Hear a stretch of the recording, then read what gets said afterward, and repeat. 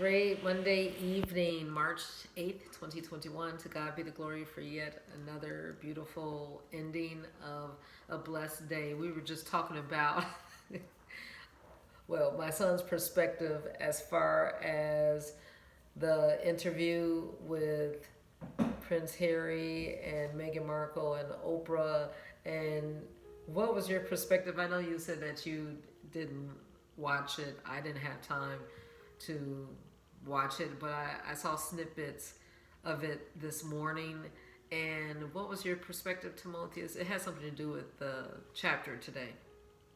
I think it was just unnecessary. Like, I don't know, like, she didn't really, nothing was really solved by going to Oprah and, like, talking about it on, like, for people, like, to see. I don't know, or maybe she, I don't know, it just seemed really weird to me. Like, I don't know, just unnecessary. You said it seemed weird and unnecessary. Yeah. Some people thought it was self-serving. Yeah, I was gonna say something like you're like that's making all these people like so invested in your life, and like you don't know any of these people exist. Like you don't even know these people's names, and like these people are supposed to care whether or not like they taught you how to curtsy or something. Like people have their own problems, and we're like spending too much time. We're like not me, but like a lot of people are spending so much time worried about what's going on in their life. They don't even like remember about their kids. Like they worried about Meghan Markle's the shade of their kid or whatever, something like that. But they don't even think about their own like kids. Like it's just like the wrong priorities.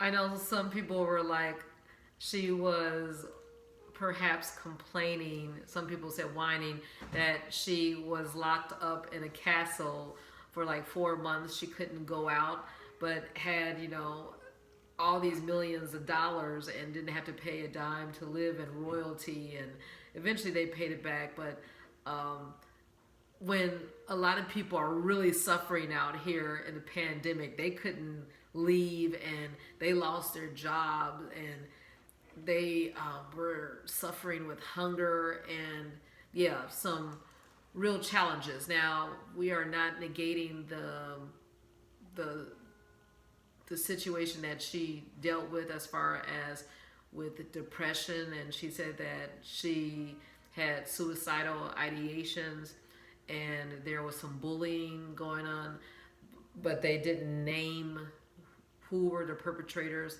Listen, a lot of vague information.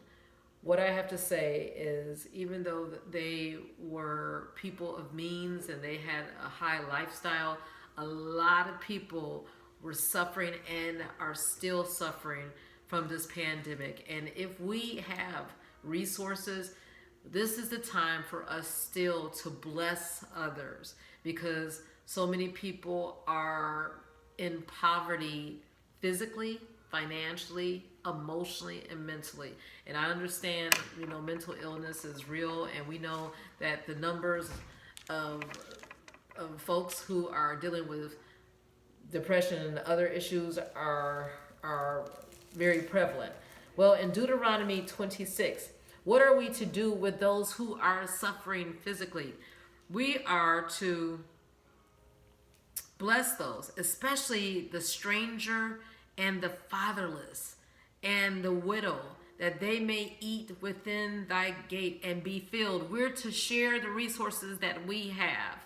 And if it's not money, we should share wisdom. We should share our ear. We should share our time, treasures, talents, whatever, because it is still going on as far as suffering. And to the widow, according to all the commandments which thou hast commanded me, I have not transgressed thy commandment, neither have I forgotten them. The Lord wants us to remember them. And I have not eaten thereof in my mourning, neither have I taken away aught thereof for any unclean use, nor have I given aught thereof for the dead. I have hearkened to the voice of the Lord thy God, and I have done according to all that thou hast commanded me. So this is what the Lord wants us to do. Do his work.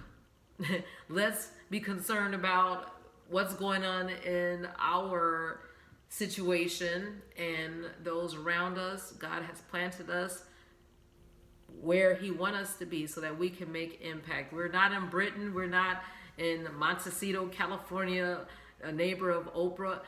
God bless them. We're praying for them. But we have some challenges right here in the south side of Chicago and in other urban areas. It's just off the chain in so many places. Did you get anything from Deut.26?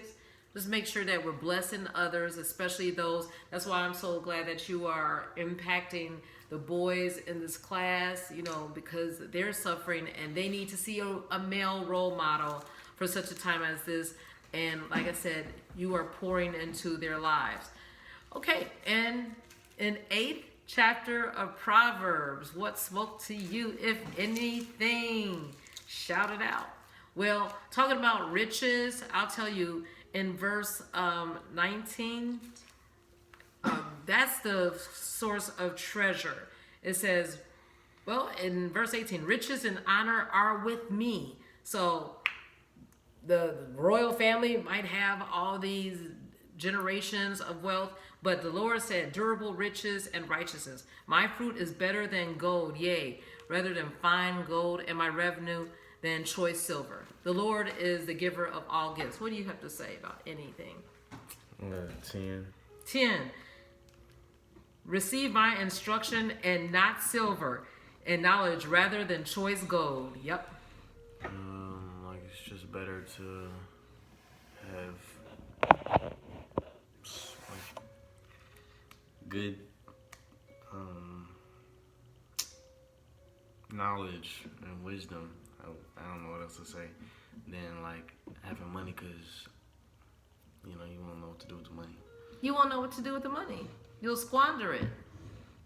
So that's the treasure that you want, and it will last a lifetime. And that's true generational wealth to pass to the next generation. Thank you, Timotheus. We're still praying for those who are dealing with issues, but let's pray for our own backyard, our own territory, and where the Lord has planted us, so we'll bloom. Have a good evening.